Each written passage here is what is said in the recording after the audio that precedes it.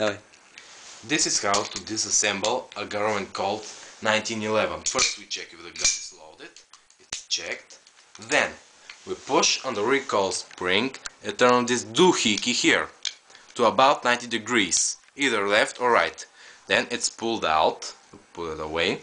Then we turn the recoil spring 180 degrees until it unlocks, and remove this as well with the recoil spring and recoil spring holder. Then we pull back on the slide and gently nudge it up and forward. This is how the gun looks disassembled. Now we do the opposite. We pull on the slide back, gently pulling the hammer and pushing the slide forward.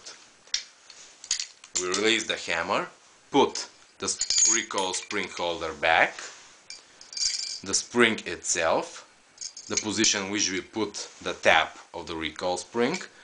We then push down, again 180 degrees.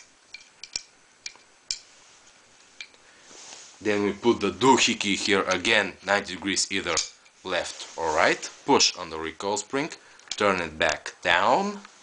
We put the clip back, make a general inspection if the gun is working properly.